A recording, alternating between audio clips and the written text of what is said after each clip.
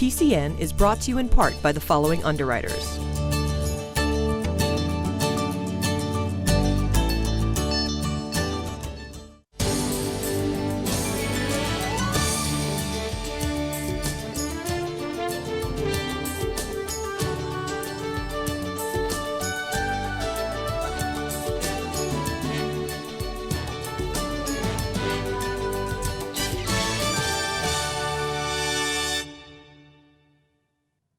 Welcome to PACTV Community News. I'm Kim Mio and I'm joined with Julie Thompson.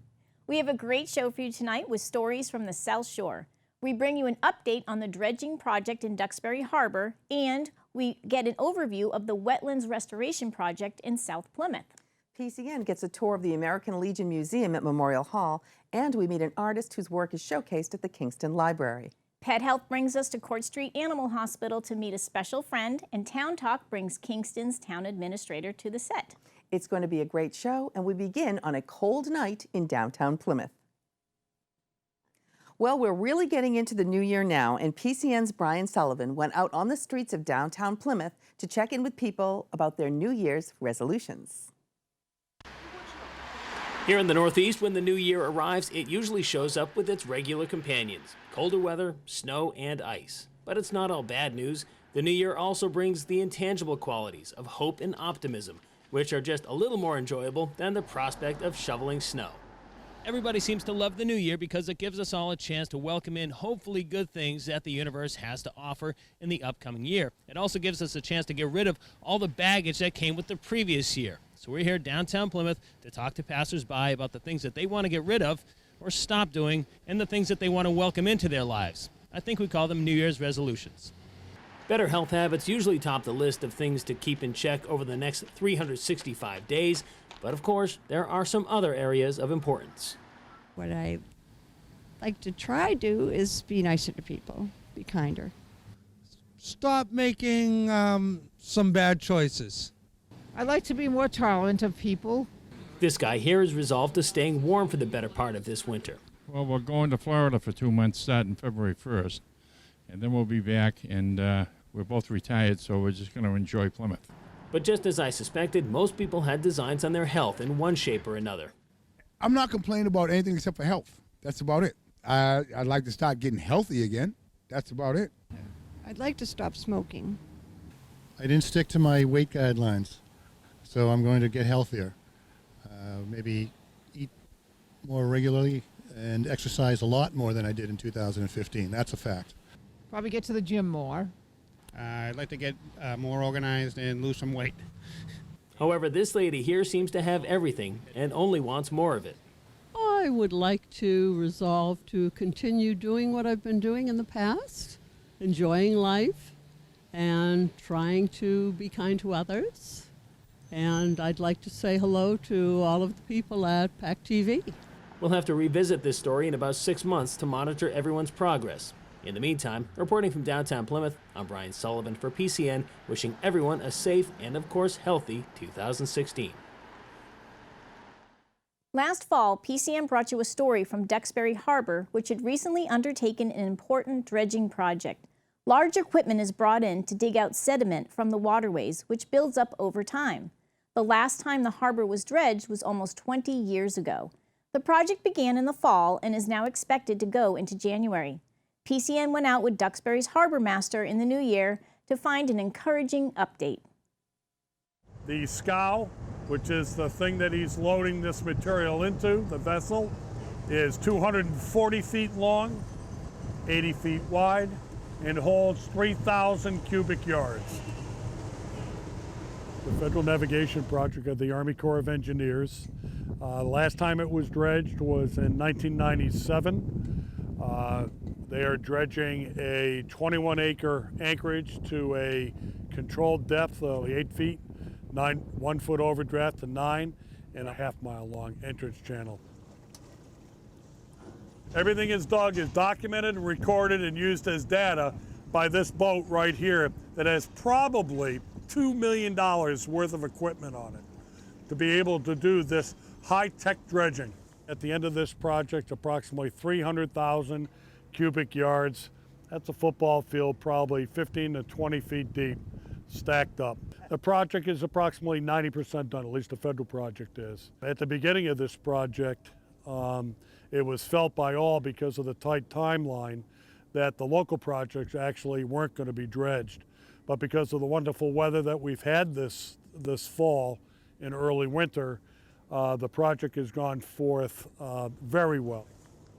Our effort here is to minimize, to the best of our ability, any kind of impact on the environment. With the exception of the federal project, 5 piggyback projects will include the Duxbury Yacht Club, Town Pier Facility, Landing, Duxbury Bay Maritime School, Bayside Marine, and Battelle Labs. Piggyback projects will benefit by not only by the dredging, but by also the cost of the mobilization of bringing this very large equipment that you've seen was borne by the Army Corps of Engineers, or the federal government.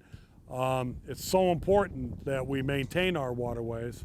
They're nothing different than the infrastructure of roadways. They're really just a continuation. And so it's very important that we spend the time, money, and effort to get these projects done so we can enjoy access to our waterways and coastline. A local landmark in South Plymouth is undergoing a major ecological transformation. Located in Manomet, the Titmarsh farms had been a hotspot for cranberry harvest for decades. Up until 2010, they had been a major cranberry producer for ocean spray and have since been in the process of converting the entire property into wetlands. Brian Sullivan brings us a progress report. On a side road off of Route 3A in the heart of Manomet, you may come across this vast expanse of land known as Titmarsh Farms. For decades, this area was nothing but cranberry bogs as far as you can see, and they grew a lot of cranberries. Just how many, you might ask? We did 1% of ocean spray's crop 1 year.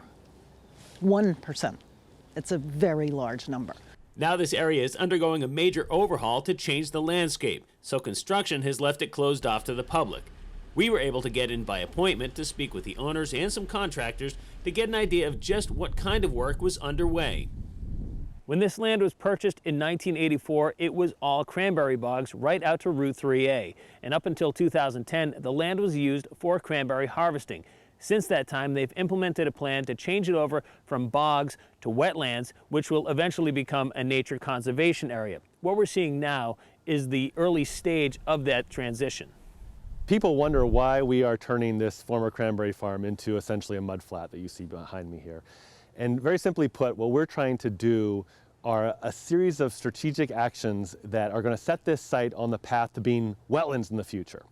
A lot of this site will transition into being not wetlands. It'll convert to more of a pine forest, and behind me you see some pine trees in the background. And you see this with a lot of old cranberry farms. Some of them do just turn into pine forests. We're trying to do a series of things here, coordinated actions here, to make it wet again, and so it stays that way over the long term. For somebody walking through this site for the first time, it could actually look a little spooky and desolate with all of the piles of dead trees and lumber scattered throughout. Alex Hackman explains that all of this is by strategic design. What we're trying to do is kind of jumpstart habitat on the site. Before the project, it's pretty devoid of habitat. If you're a fish, or you're an amphibian, or you're a mouse, you're trying to find cover from your predators. There's not a lot of hiding places on this site. Adding all these trees and stumps immediately gives critters a home, a place to hide. Over time, of course, the land, as the trees grow up, will start to contribute wood to the site itself. We are jump-starting that natural habitat formation process by proactively adding all of these trees to the site. And just further on that point, I would say a lot of these trees came from Falmouth, where my sister division, Division of Fisheries and Wildlife, was clearing about 100 acres for habitat improvement. So through partnership with that division, we were able to acquire 1,000 trees to add to this site. For those who may be wondering why a family would turn a profitable cluster of cranberry bogs into wetlands, it was a case of technology getting ahead of what was essentially a mom-and-pop business. Things have changed, and they now build cranberry bogs as rectangular bogs, and they send a truck down one side with its arm out over the bog, and that's how they put the fertilizers and chemicals on, and comes back the other side and they're done. If you notice these bogs out here, they are built on old swamps, and the shores are irregular, And when you want to put chemicals on, you either put it through the irrigation system or you call in the helicopters. The expense is very high. Further, they have vines now that produce 4 to 5 times the amount of berries that these vines produced. So we'd have to rip them all up, put in the new vines, and frankly, I'm getting a little long in the tooth. So, and my children don't want to do the cranberry farming. While this land could have easily been sold to developers for a tidy profit, the family all got together and agreed that going green was the best direction to take this. We are hoping this becomes a nature sanctuary, that it promotes activities, both scientific activities and artistic activities, and just contemplation and enjoying nature.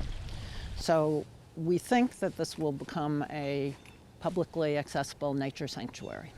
In the meantime, while construction is underway, the area is to be viewed by the public as a construction site. So folks who may have used this area for recreation, nature walks, or just walking their dogs will need to stay clear for their own safety.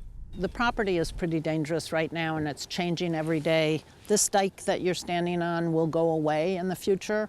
If somebody's biking here or even walking their dog here and their dog runs off into the mud and they chase after their dog, they may wind up to here in mud.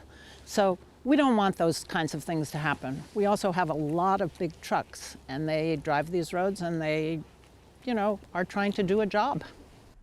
At Titmarsh Farms in Manomet, I'm Brian Sullivan for PCN. Many of us have visited Memorial Hall in Plymouth at least a few times, maybe for a show or a community class. Have you ever noticed the room off to the right when you walk in? PCN went in one day and saw an incredible collection of materials from wars dating back to the Revolutionary War and up to the present. It was very moving, and we got a tour from its current and dedicated curator. The hall goes back to 1924. It was built to honor our veterans from World War I. And originally, this room here was the American Legion room where meetings took place. Later on, the Post built their own new post, and the room was turned into a museum for the people from the town of Plymouth. I am the last curator. However, there are many curators that have gone before me. Kenny Holmes, Charlie Vroom, and many people have been here before. I'm just the last in a string. The mission of our hall here is to perpetuate the people that have gone before us from the Revolutionary War up until the present. There are many artifacts that have been donated to the hall by people from the town of Plymouth. I think this will perpetuate itself over the years, and our youth will be able to see what has transpired before them. Here we have a cannonball from the Revolutionary War that was dragged by General Gage from Fort Ticonderoga to the hills of Dorchester Heights for the evacuation of the British. This is a double helmet which was used in World War II, and if your buddy got shot and didn't make it, your best buddy would take your helmet and wear it and take you off of the field of battle. Here we have a collection of all of the names of the men and women that were killed during the Vietnam conflict, 58,428 names. Those were donated by Kevin Ryan, who reads every year in Washington, D.C., all of the names of the fallen. This is a collection of trench art from the Spanish-American War up through the Korean and Vietnam War. This piece is a good example of someone taking a nail or maybe a handgun and making a design for a loved one back home. There are vases, letter openers, wine goblets, pepper and salt shakers, banks, ashtrays, all kinds of things that were made.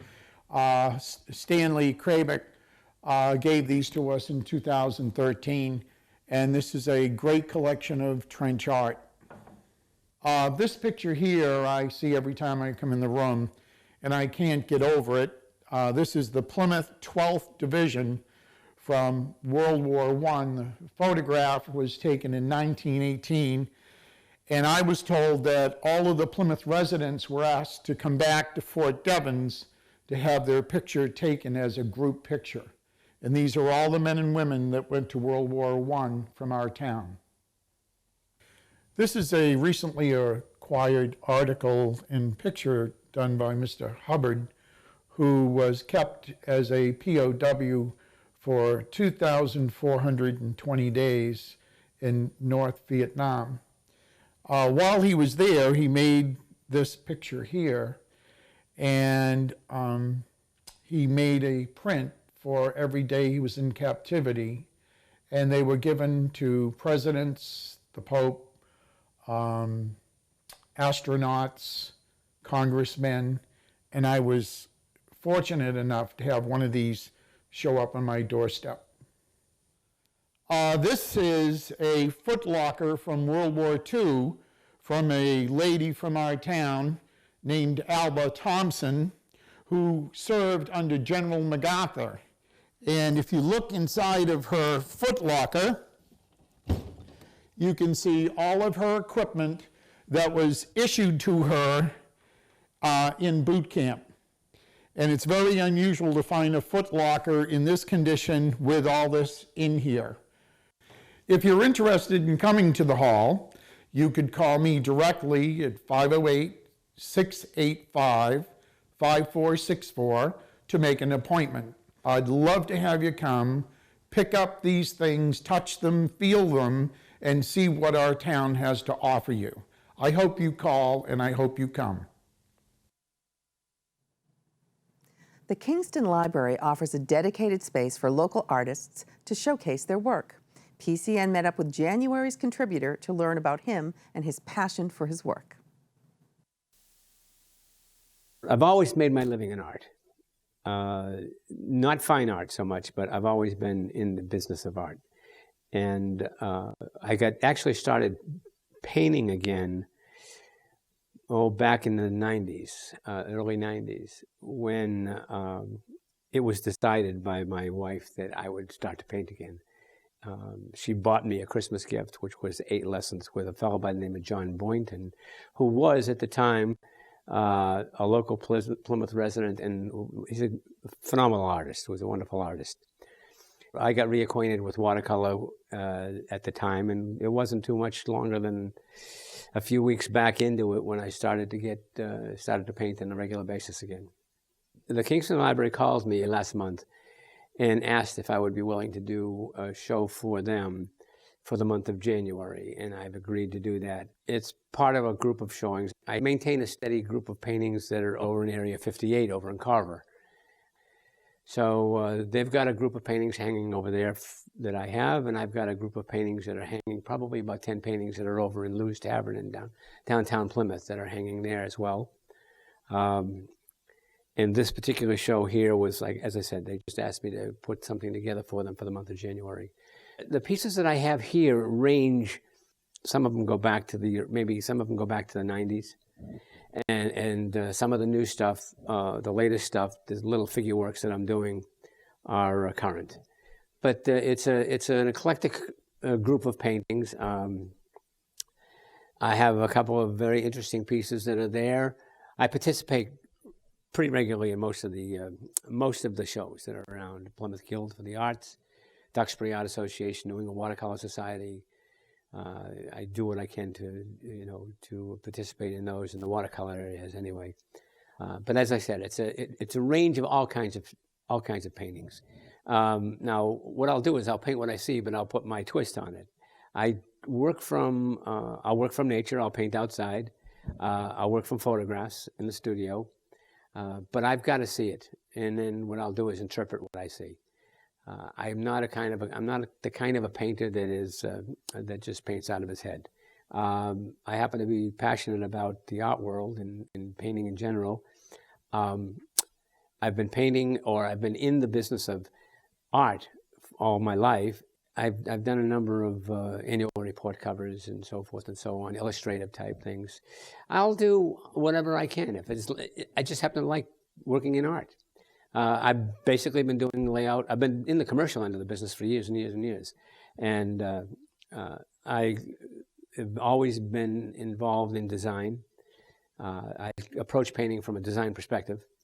And that's very critical from my perspective. And when I paint, I try to paint pieces that will come alive to my audience. And the way I do that is by using a variation of movements in terms of warm to cool and light to dark in paintings, and value paintings that are are well balanced and so forth, so that you get they get interesting dynamics when you take a look at a piece.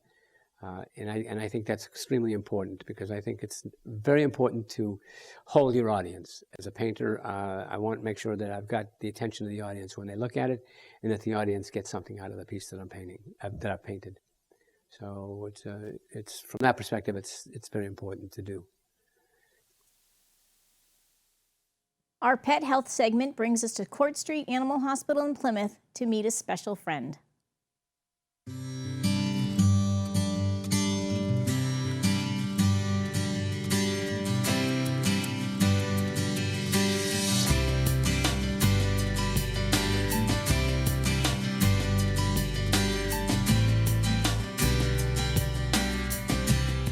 Hi, I'm Norm Stillman at the Court Street Animal Hospital in Plymouth, here for this month's PCN Pet Health segment. This month I thought we'd talk about rescue dogs. It seems like an appropriate topic when it's so cold outside and there are so many dogs that need good homes. I thought I'd introduce you to this dog. Her name is Pansy. Pansy is a very typical rescue dog. She was brought up from down south.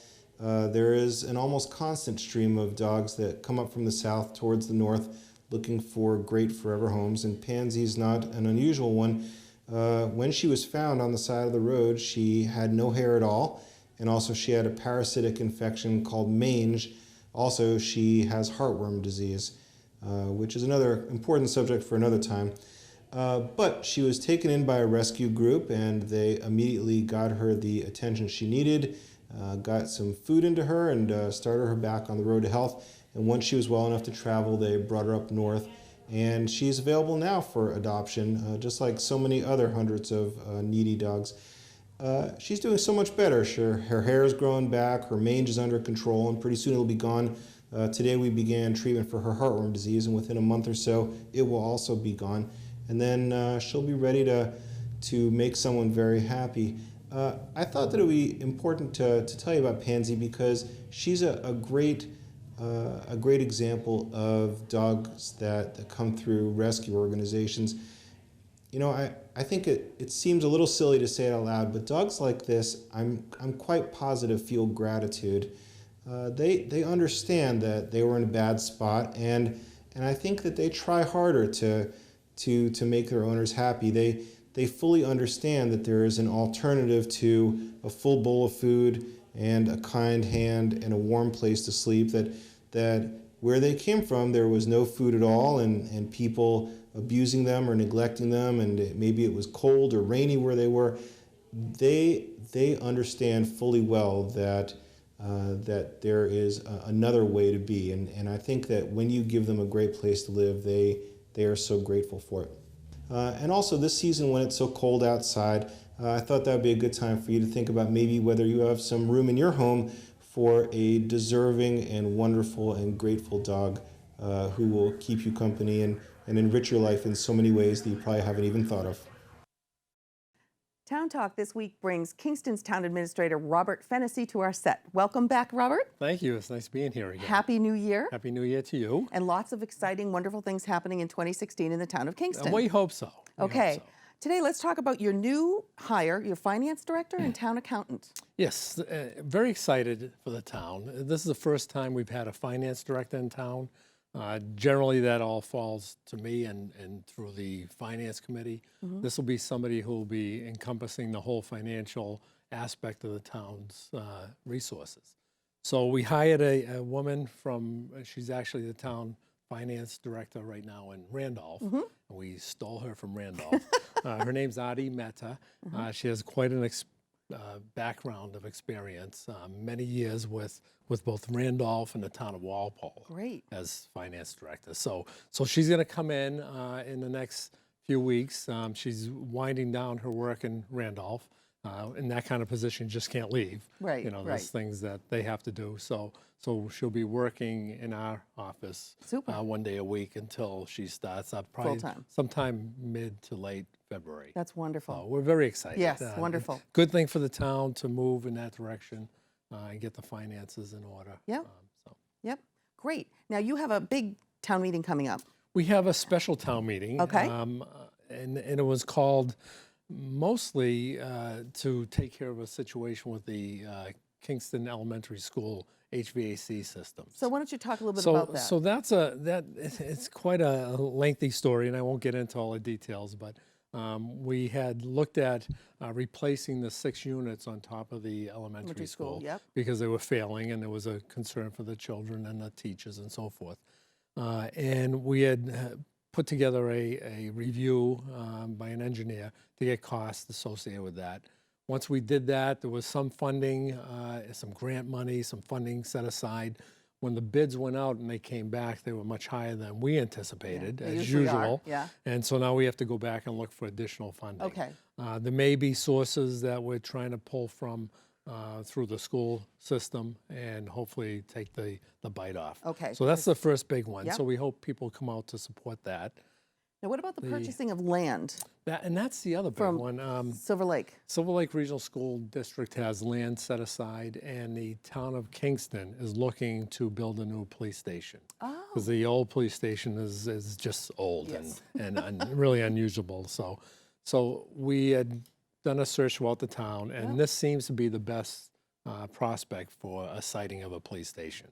So we went into negotiations with the Silver Lakes Regional School District, the school committee, and we're So you don't own that land working. now, We don't. even though it's in the Kingston? district owns. It's in Okay. Kingston. Okay. At one time, we did own it, and we Okay. sold That's it to the district so they can build on that. Okay. So So now when- we're looking for 5 acres back. And when do you think you'll get a decision on that?